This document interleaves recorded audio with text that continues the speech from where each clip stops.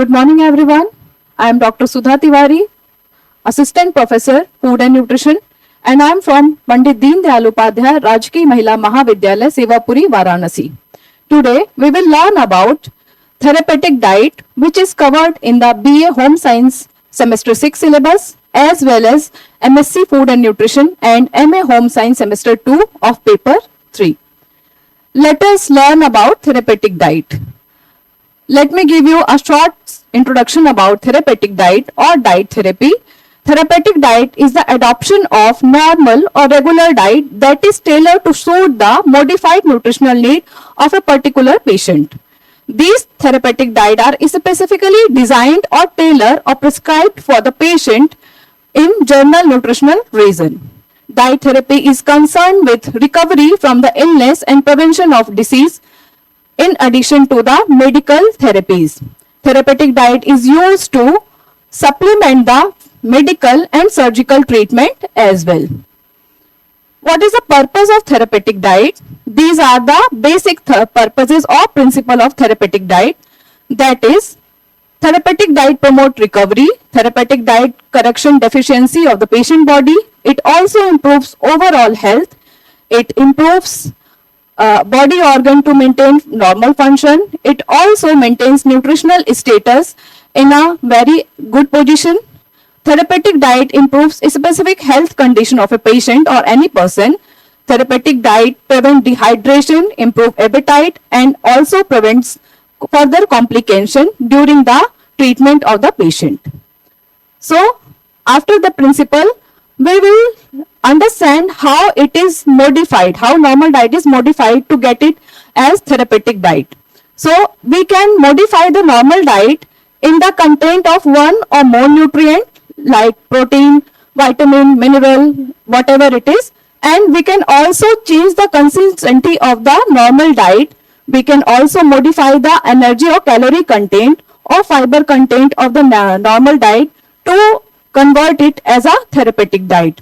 We can also modify or change the mode of feeding to the patient, which can be given as tube feeding and parenteral feeding as well. So, what we have to keep in mind while we prepare the diet plan or therapeutic diet. So, these are the points which we need to take care about. So, in relation to the change in the metabolism that occurs as a result of disease or illness, we also plan the diet plan or we can also modify the diet as per the habit of patient, which is depend on the regional, culture, socio-economic status of the person, preferences and diseased condition as well. So whatever diet is prescribed, there should be a variety in his or her thali. Also, we should keep in mind that hot food should be served as hot and cold food should be served as a cold only. These are some therapeutic diet which is given in the hospitals. So, these are therapeutic diet, which also patient can also get regular diet, patient can also get diet, liquid diet, soft diet and restricted diet as well. When we see about hospital diet, these are some types of food or diet plans we can give to the patient, like regular diet, normal diet, soft diet, bland diet, liquid diet, tube or enteral feeding. These are the dietary modification in the nutrition therapy we get to the patient, like we can give them regular, liquid, soft, diabetic, low calorie, high calorie, low cholesterol, fat restricted diet, sodium restricted diet, protein diet, bland diet and low residue diet. So let us learn about soft diet firstly.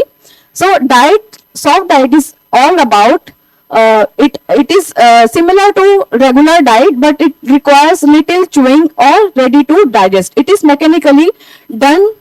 It is mechanically done to soften the normal diet, so that require minimum chewing by the patient or the person. So what these food are required to get eliminated from the patient diet.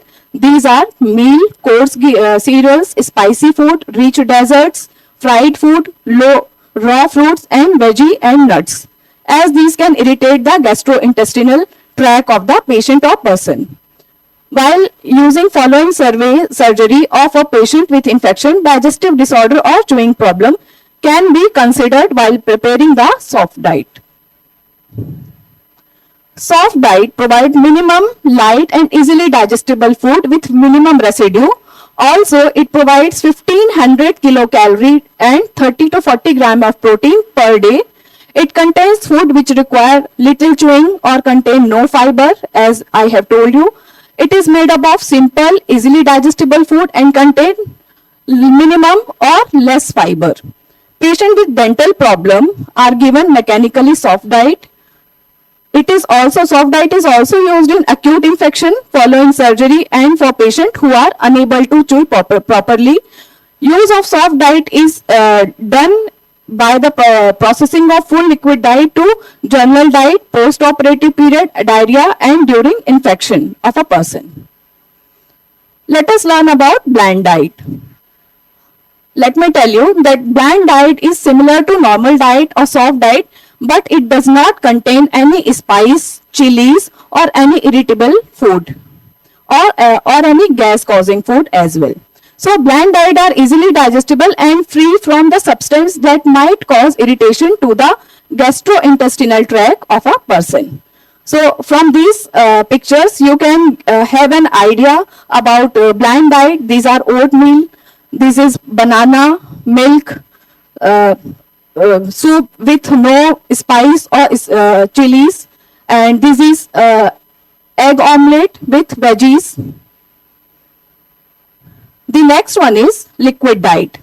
The liquid diet is used for the patient who are unable to take or tolerate solid food if the patient is if the patient is fed by the nasogastric tube or Ryle's tube. Liquid diet is usually given to the patient with hyper anxiety, hyperexia, post-operative patient, and GI problem suffering patients.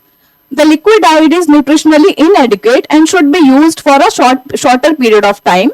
After surgery or a heart attack, acute infection, digestive problem, before some x-rays of the digestive tract, we give liquid diet only. Liquid diet is also used when we want to replace fluid lost by the vomiting and diarrhea from the body. Liquid diet is of two types. One is full liquid diet and another is clear liquid diet. So let us understand first about full liquid diet. The full liquid diet contains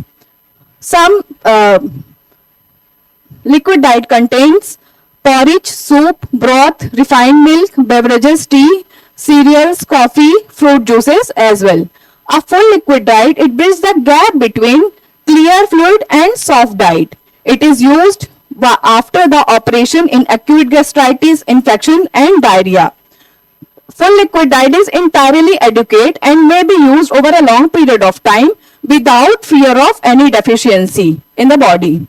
So, it also gives 1200 kilocalorie and 35 gram of protein per day. The full liquid diet can be given in every 2 to 4 hour of interval to the patient or to the person.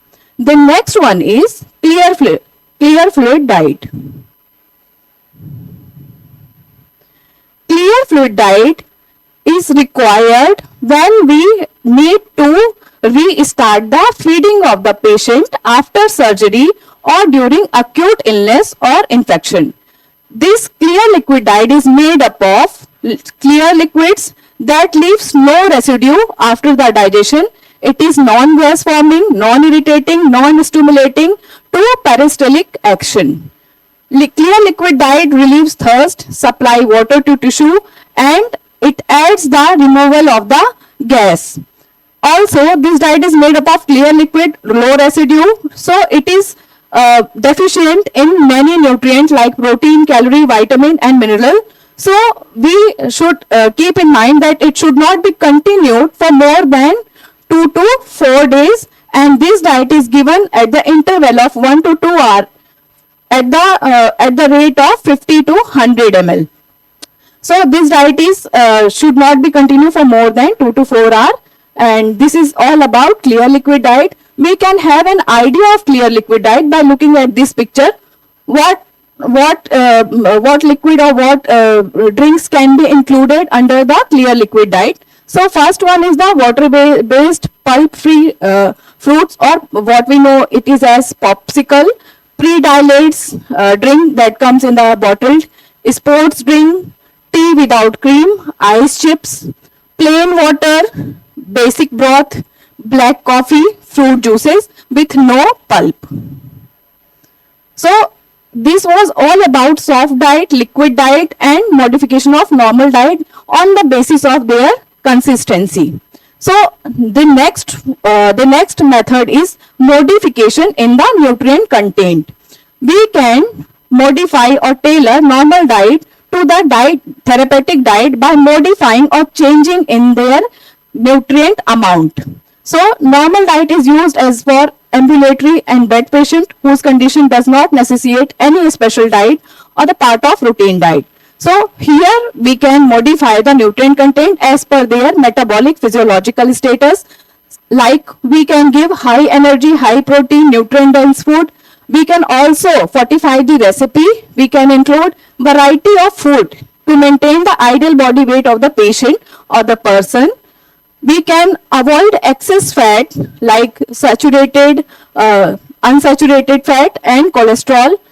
Here we give food with adequate dietary fiber. We avoid excess sugar and excess salt in the diet therapy.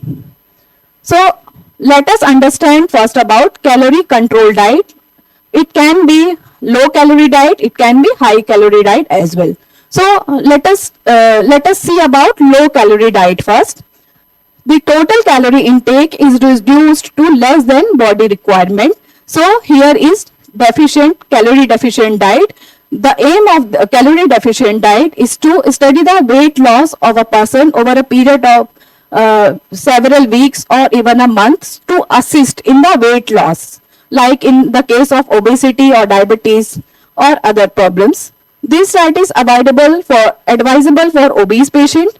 It includes ample amount of salad, fruits, boiled vegetable, and the patient must have plenty of bulk in their diet by using high fiber diet. Also, to make that person feel satisfied, or to make feel it's a satiety value, we avoid limit of high calorie food like ghee, butter, cream, sugar, whole milk, cream, soup, gravies, mithai, sweets, sweeteners, alcoholic beverages, salad dressing, fatty meal, candy, and rich desserts to cut the calorie count of the diet. So here we can include these food in the low calorie diet like boiled fish, soup, air popped popcorns, lean beef, grapes, apple and whole grains, all vegetable, oatmeal and thin chickens or white meat. The patient who are overweight, they require to eat low calorie diet with no butter, whole milk, cream soup. They can eat whole milk, cream soup, gravy, soft drink. They need to avoid these things. The next is high calorie diet. High calorie diet is for the patient, prescribed or suggested for the patient who are underweight, anorexic or hypothyroidism or suffering from the cancer. These high calorie diet provide extra protein and carbohydrate in its ingredient, and these are high bulk food like watermelon are avoided. So what we need to give is the peanut butter, sweet potato, pistachio, bananas, whole germ, egg, dark chocolate, and high quality of oils.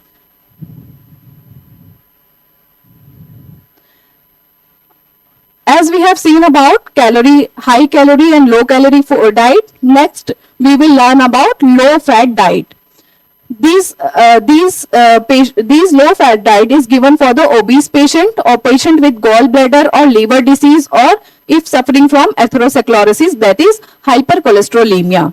So low fat diet or fat restricted diet includes all the food which have low fat in their ingredient in their nutritional profile, and we avoid the cream, whole milk, cheese, fatty milks, rich dessert, chocolate, nuts. We avoid these food. They should not be given to that patient.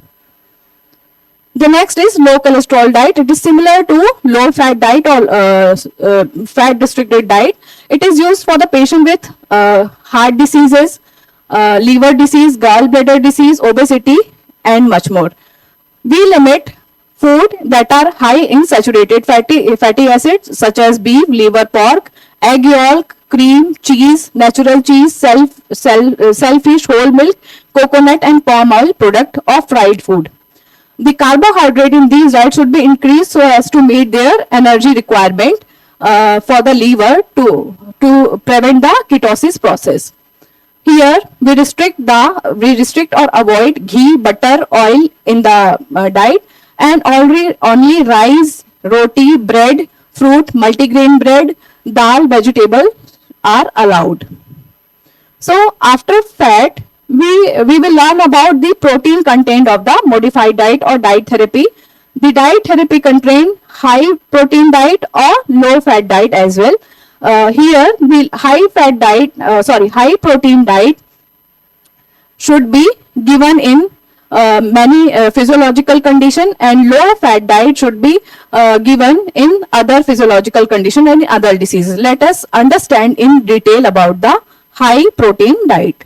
The high protein diet should provide average 75 to 100 gram of protein per day for an adult person. In protein energy malnutrition case, like as seen in the children's and as seen in the malnourished children, easily digestible, high nutritive value protein should be included in their diet. High protein diet is given to children, adolescent, pregnant, lactating women, and after surgery, burn, or to TB patient who require high protein to maintain their muscle mass.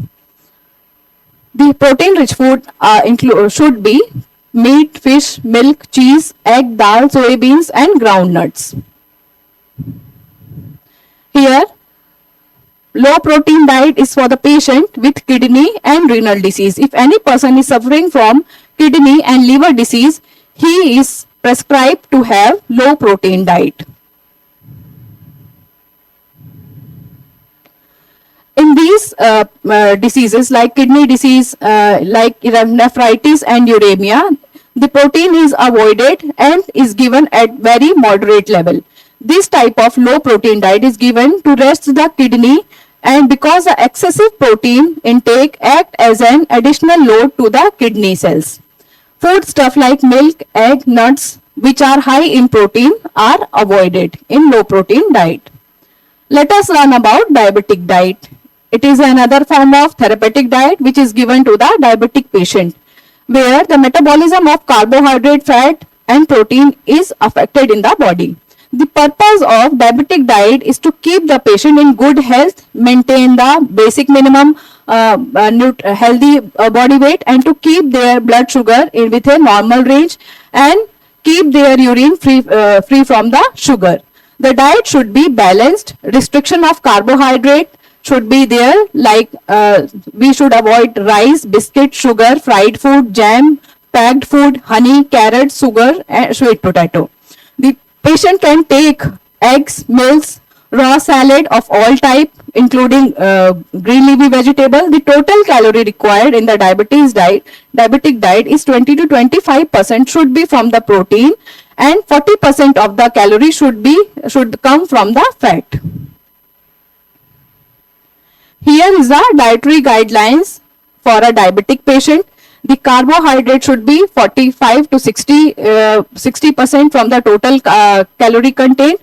The total fat should include only monounsaturated fat, polyunsaturated fat, and some of the saturated fat which contain a good amount of linoleic acid DHA, and alpha eicosanoid pentanoic acid.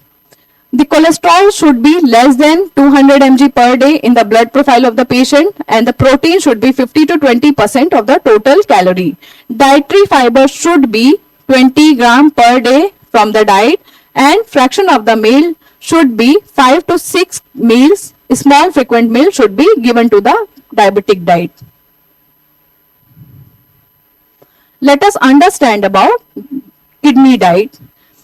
The kidney diet is given when the patient is suffering from the kidney disease. Here we also